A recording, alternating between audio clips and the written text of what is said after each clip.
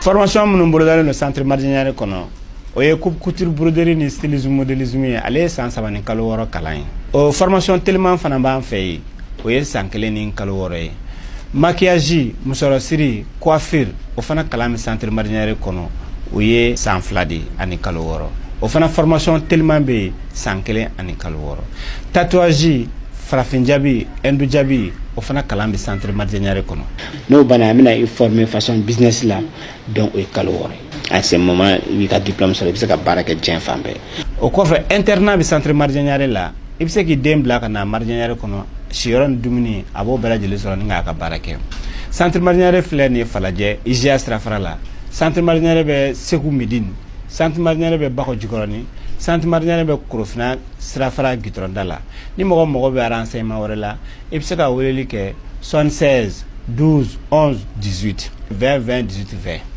ou bien i bɛ weleli kɛ 76 22 01 04. Je suis très heureux de vous retrouver pour une nouvelle édition de Flash sur la MIFA Production et Ondou TV. Mesdames et messieurs, bonsoir, bienvenue. Relations bilatérales, le président de la transition, son Excellence, le général d'armée Assimi Goïta, a reçu en audience le vendredi passé un porteur de message de son Excellence Félix Antoine Tshisekedi, président de la République démocratique du Congo. Même si beaucoup de détails n'ont pas été donnés, l'envoyé spécial du président Tshisekedi a néanmoins laissé entendre que cette visite s'inscrit dans le cadre de la situation dans le nord de la RDC, malgré l'éloignement géographique entre le Mali et la République démocratique du Congo, entretiennent des relations diplomatiques fondées sur des liens historiques, culturels et politiques. Le jeudi passé, une forte délégation du Fonds monétaire international en visite au Mali a été reçue en audience par le Premier ministre, le général de division Abdoulaye Maïga. La délégation était conduite par le ministre malien de l'économie et des finances, M. Alouseni Sanou. L'objectif de leur visite était de négocier en vue de l'octroi d'une facilité de crédit rapide. Pour plus de précisions, suivant le ministre malien de l'économie et des finances, M. Alouseni Sanou. Depuis 2020, nous avons constaté un certain ralentissement dans nos activités financières avec le fonds, compte tenu de beaucoup de facteurs politiques, géopolitiques, etc. En tout cas, le Mali a maintenu des relations avec le fonds et travaille pour revenir avec le fonds avec des activités plus importantes. Entre-temps, le FMI fait régulièrement des missions au Mali. On a eu plusieurs missions. Il y a une mission actuellement, une mission s'est déroulée en décembre, une autre en juin 2024. Nous-mêmes, nous avons été au FMI en avril-mai 2024. Donc toutes ces choses, c'est pour dire que nous essayons de faire avancer les choses, mais comme je l'ai dit, il y a d'autres aspects parce que toutes les décisions au niveau du fonds, c'est au niveau du conseil d'administration où c'est souvent des critères non économiques ou non financiers qui emportent. Vous regardez le déficit budgétaire, nous avons un déficit qui a fortement baissé en 2024, c'est un taux de moins 2,6, alors qu'il était attendu un taux de moins 4,4. Le déficit est un facteur extrêmement important qui montre l'écart que nous creusons pour pouvoir réaliser les activités budgétaires que nous menons. Donc avoir un taux de croissance qui s'améliore d'année en année et un taux de déficit budgétaire qui était en 2020 de 5,9, qui a régulièrement baissé jusqu'à 2,6, c'est vraiment des performances. Le taux d'inflation qui est maîtrisé au-dessous des normes actuelles. On a une balance des paiements pour la première fois depuis une longue période qui est créditrice aujourd'hui grâce aux efforts que nous avons engagés dans le secteur des mines. Donc toutes ces performances ont été exposées et il va sans dire que le fonds est un partenaire qui sait également que le Mali connaît beaucoup de crises. Lors de l'audience, le Premier ministre a adressé la... Suivons à présent l'intervention de quelques représentants du Fonds monétaire international en visite au Mali. Le Mali a d'excellentes relations avec le fonds qui datent depuis plusieurs décennies. Le fonds le fonds continue à soutenir le Mali à travers d'abord le renforcement des capacités et l'assistance technique, à travers le Conseil.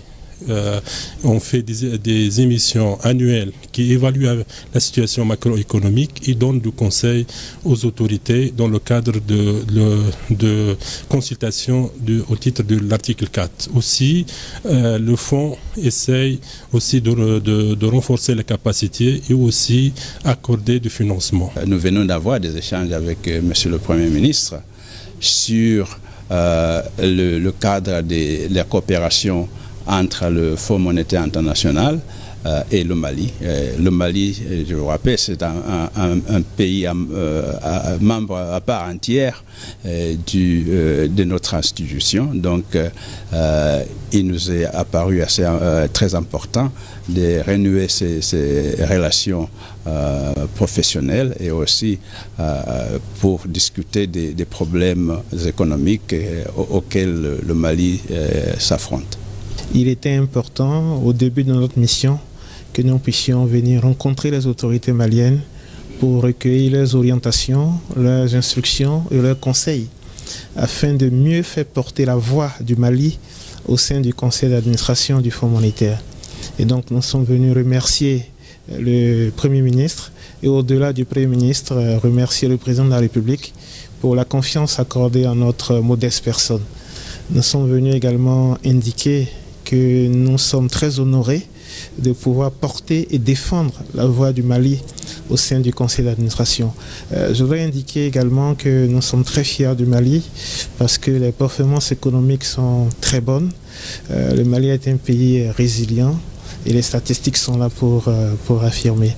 Et donc c'est avec beaucoup d'honneur et beaucoup de responsabilités que nous allons poursuivre le travail que nous avons commencé en relation très étroite avec le ministre de l'économie et des finances. Par ailleurs, l'ambassadeur désigné du Mali en Alger, Mohamed Amaga Dolo, a été reçu en audience le jeudi dernier par le président de la transition, son Excellence, le général d'armée Assimi Goïta.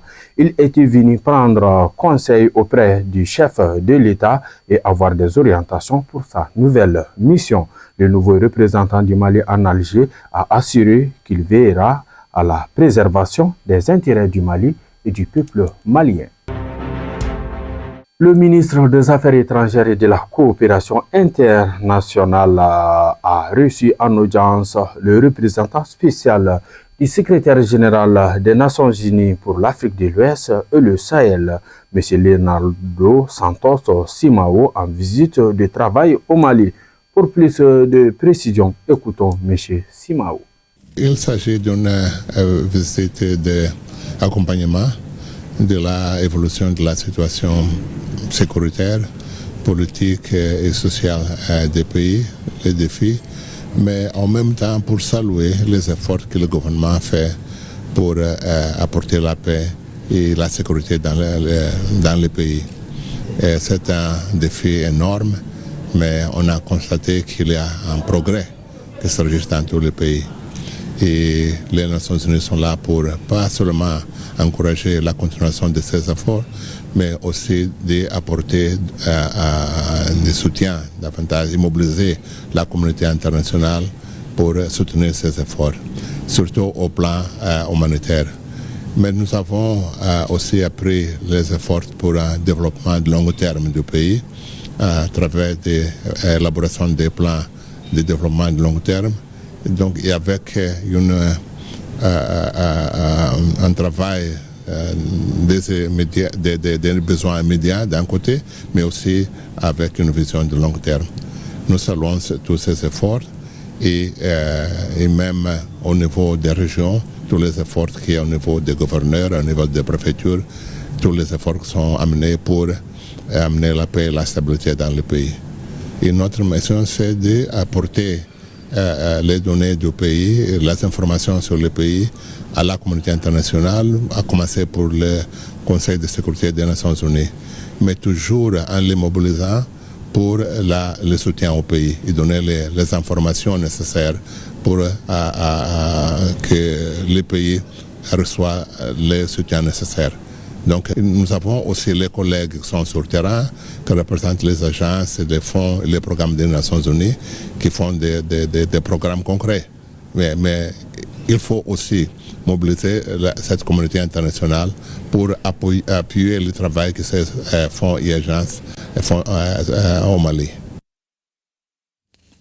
Actif Fama, selon un communiqué de l'état-major général des armées, des frappes aériennes ont ciblé des groupes terroristes dans le cercle de Djinné, région de Mopti.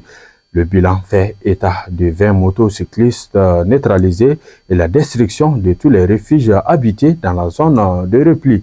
L'état-major général des armées salue la promptitude de la réaction des FAMA dans leur mission de protection des populations et de leurs biens. Toujours avec les FAMA, l'état-major général des armées informe l'opinion que les FAMA ont intercepté et récupéré un mini-drone monté d'une charge explosive en survol dans l'espace aérien du camp militaire de Tessalit, région de Kidal, le 21 février dernier à 15h10. Le dit drone s'est écrasé dans sa chute dans un espace vague sans explosion et sans faire de dégâts. L'analyse des débris et la carte mémoire est en cours. L'état-major général des armées salue la vigilance et le professionnalisme des hommes avec une utilisation optimale des équipements mis à la disposition. Unis, nous vaincrons. La brigade des stupéfiants sous la houlette du commissaire divisionnaire Ibrahim Koni, avec l'appui de plusieurs unités des forces de sécurité, a mené une vaste opération le mercredi dernier au marché d'Amandani, près de l'échangeur piéton. Au cours de l'opération, il y a eu des interpellations et du démantèlement d'un important réseau de trafic de drogue et de vente illicite des médicaments. Il a saisi 21 motos, 10 briques de cannabis, 80 plaquettes de Tramaking, 225 mg, 2 plaquettes de Yashi, 2 35 000 francs CFA en faux billets, 1 750 000 francs CFA en argent liquide issu de la vente des stupéfiants, un revolver, un lot important de produits pharmaceutiques dont certains périmés, 4 téléphones portables dont un mauvais en état. Nous disons bravo à nos forces de sécurité. Information hors du Mali, 29e édition du FESPACO. Le président du Tchad, le marshal Mahamad Idriss Déby Itno, est arrivé le vendredi dernier à Ouagadougou. Il a été accueilli à l'aéroport par le président du Faso, le capitaine Ibrahim Traoré. Au cours de son séjour, les deux présidents ont évoqué les relations de coopération entre le Burkina Faso et le Tchad. Un mot de sport avant de refermer notre flash. Les tirages au sort des huitièmes de finale de la Ligue européenne des champions ont été effectués le vendredi passé. On a comme programme PSG, Liverpool, Benfica jouera contre le FC Barcelone, Feyenoord jouera contre Inter de Milan, le PSV Eindhoven en découdra avec l'Arsenal, le Real de Madrid jouera contre l'Atlético Madrid, le Bayern de Munich jouera contre le Bayern Leverkusen, le Dortmund recevra Lille et enfin le club Bruges jouera contre l'Aston Villa. Il faut noter que les matchs allés sont prévus du 4 au 5 mars 2025 et les matchs retour sont prévus du 11 au 12 mars 2025 à suivre les résultats de toutes ces différentes rencontres dans nos éditions à venir. Fin donc de ce flash qui vous a été préparé et présenté par Cheikh Pougadari Maghasouba. On se donne rendez-vous la semaine prochaine s'il plaît à Dieu. Qu'Allah bénisse le Mali. Vive les FAMA.